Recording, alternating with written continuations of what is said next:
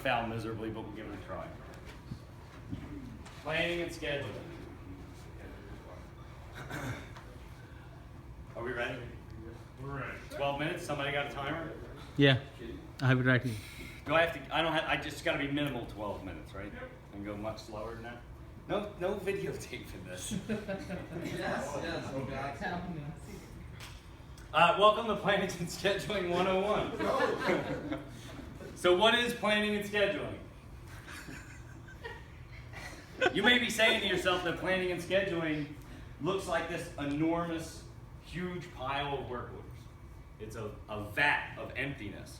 Our work orders are sitting inside our CMMS. You have a CMMS? Mm-hmm. Excellent. Who has a CMMS? See, I just knocked minutes off, just like that. So planning and scheduling is really about organizing that mess.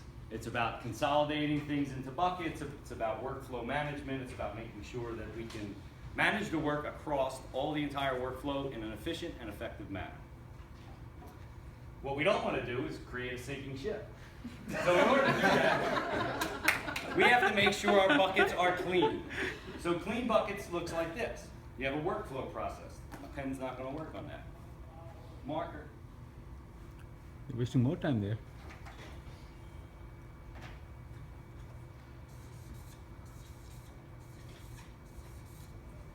Work comes into your CMMS.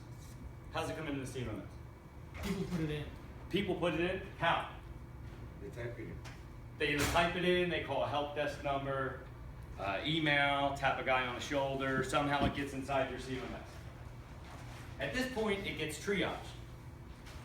I don't know what the next slide is, but we're going to find out in a second. At this point, it gets triaged. If it's an emergency work order, what happens? Gets deliberately. It goes right out to work execution, right? Yep. What does it say? I don't know. Orders unsafe for drinking, washing, or cooking purposes. Excellent. So, if it's a safety work order, where does it go? Washing. High priority, right?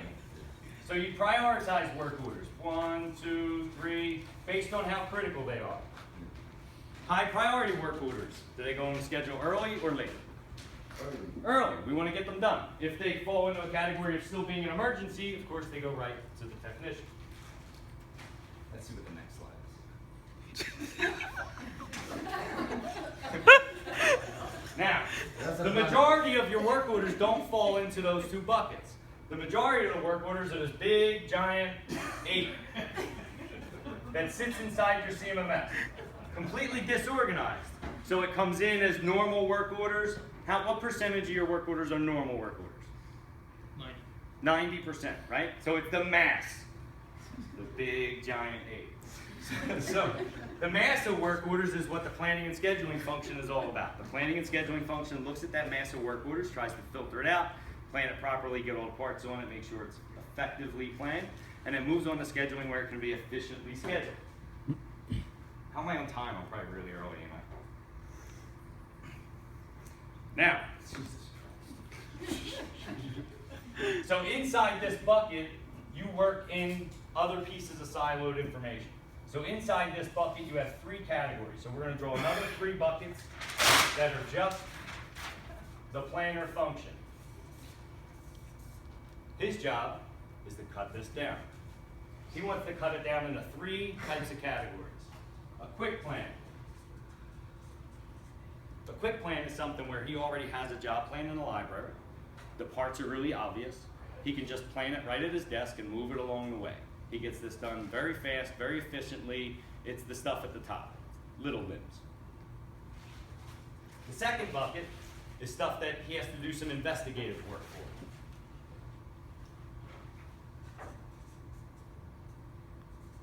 These are the things that require him to do some estimation of work through CMMS investigation. What did it take previously? How long did it take to do this job in the past? Maybe I have to call the customer and coordinate certain things. Maybe I got to do like EHS, JHAs and things like that I have to identify, permits that have to be identified. These things take a little bit longer to do. Question. How Yes, do you sir. relate those to the trees? So down here you have heavier trunk. These are the longer jobs, the ones I have to walk down. The ones further up, they're a little thinner, but they still take some work to cut down. The quick plan stuff is the stuff all the way at the top of the tree. I just need some scissors or lopping shears and I can trim those. Nice. Now, the quick plan stuff is easy. This was easy, this is nothing. So the quick plan stuff comes in as waiting for approval or waiting to be scheduled. It's the stuff that comes straight from a PM that goes right to scheduling. Or it's the stuff he can do really fast. I already know what this is. This is a no-brainer. Change a ballast, change out a light bulb, you know, those really quick type things. Once he does this, he moves this directly on to schedule. We're waiting for scheduling. True? Outstanding. The next stuff is an estimation required. So in this stuff, he's going to do some looking inside the CMMS system. He's going to make sure that he has all the parts, make sure that they're available, make sure it's not something that has a long lead time. So this is job plans, JHAs, estimation of time, materials. Now things leave this bucket in one of two ways.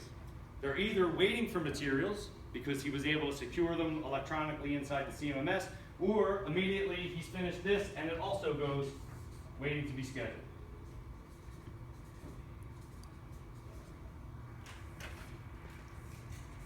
Goes into one of those two buckets. Now, if it's a tough job, if it's a job where it's going to take a little bit more than what's on the board now, he's got to walk this job down. This job takes a little bit of thought.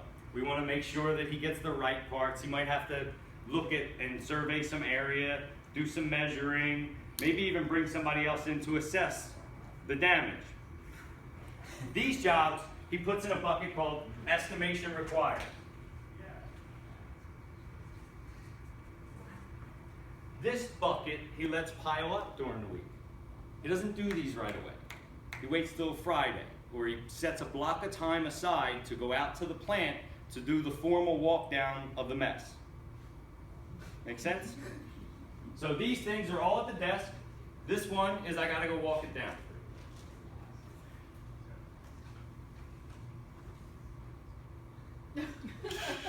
So I want to know? Just go right. You definitely want to know that. All right. So now on Friday, which by the way is the same day you get what? What do you get in Wisconsin on Friday? Fish on Friday. Friday fish fry. On Friday is when he walks these jobs down. No shit, I just tied that together. You saw that. On Friday, he walks down all these jobs. Friday fish fry. Wisconsin. Thank God there was a badger in the room.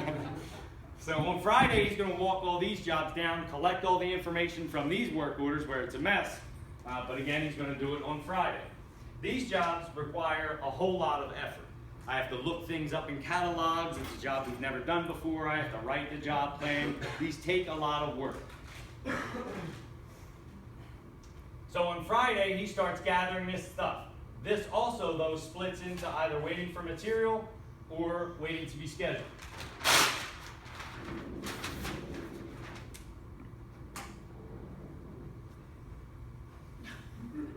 Really? Good luck with them. Why are you laughing?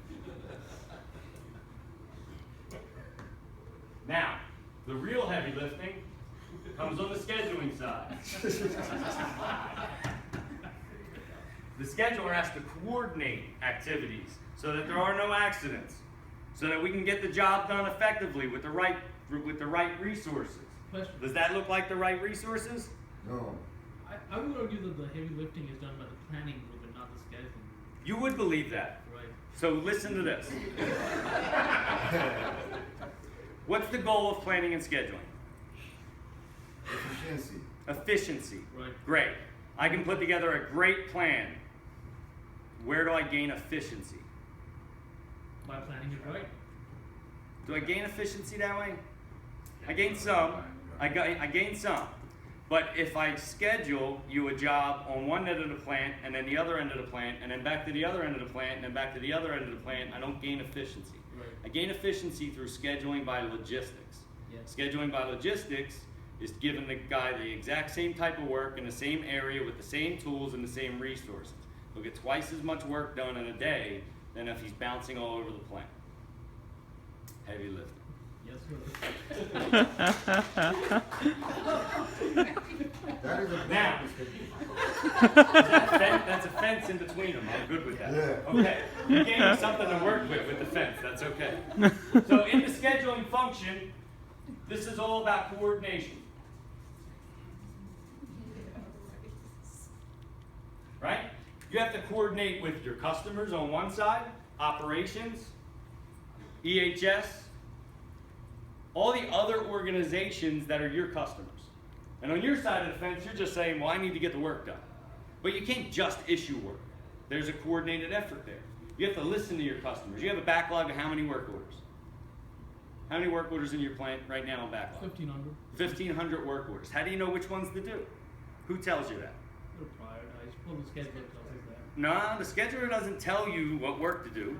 Your customers are going to tell you what work needs to be done. What's important to them in that area next week? What do I need to get done next week is the voice of the customer. So you have to listen to the customer. The customer's going to tell you what they want, and you start to create a schedule. And when you create a schedule, you put PMs that are due, you put the customer requirements on, and then you fill the rest of the schedule with logistics. Looks like you're about to kiss the customer. I'll do whatever it takes to get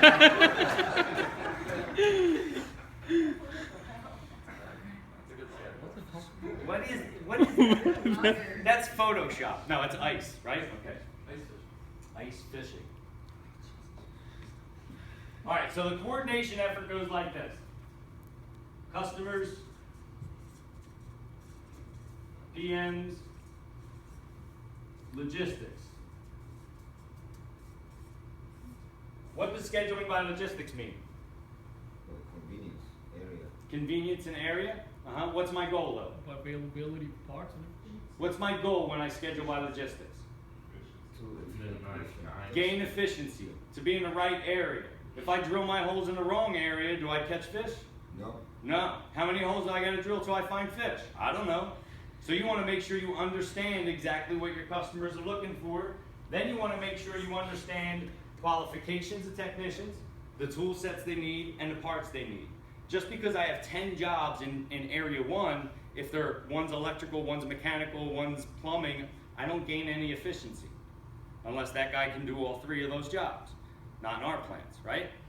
So sending somebody just because it's in that area doesn't help. That's like drilling holes all over your ice pile.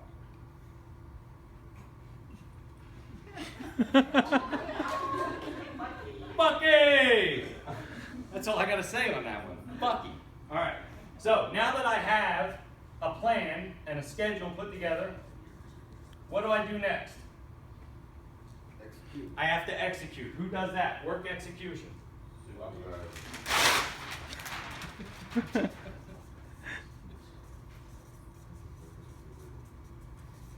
Work execution is typically the meanest of the organizations, right? They're usually the group that wants to do the easy work. They don't want to necessarily get all the jobs done. They get 2 men on a 1-man job. They do all those things. So you have to be able to contain that badger. You have to give them just as much training in scheduling by logistics as you give to the schedulers. Because if you hand a stack of work orders to a supervisor and just let them hand them out, are you gaining the efficiency? Not if they haven't been trained. So you have to wrangle that little rascal. Make sure that they also get trained in scheduling by logistics.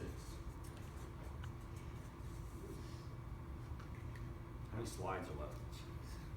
How many are left? Be one more, maybe. There you go. Outstanding. Well, he is outstanding on the end of that slide. Standing outside. So you don't just dive into this process. This is something that has to grow and evolve. So you have to document how many people have a documented workflow process? Documented, mapped, boxes that say work comes in here, and then it moves there, and then it moves here, and then it moves here. You can't just do a leap of faith in the planning and scheduling. This has to be a process. And the end result is schedule compliance.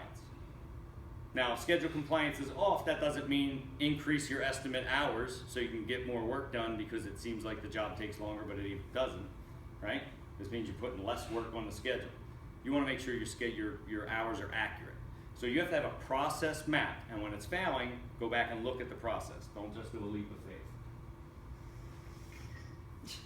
Metallica, love it. How can you go wrong with Metallica? So ultimately what happens is schedule compliance, and you want 85% schedule compliance. Your objective is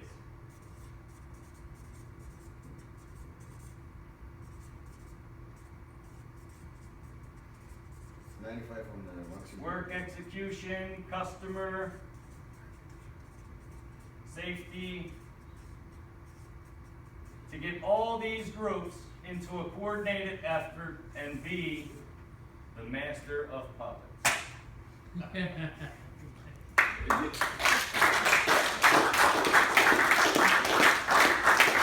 done. Good job. Man, you nearly killed me on a gorilla. The gorilla almost made me fall. So it wasn't that great. It was okay, but that was pretty cool. That was fun. That was good. Yeah, That was fun. Nice. Hey, George, we only need 21 more and we have the maximum of 7.6 grades.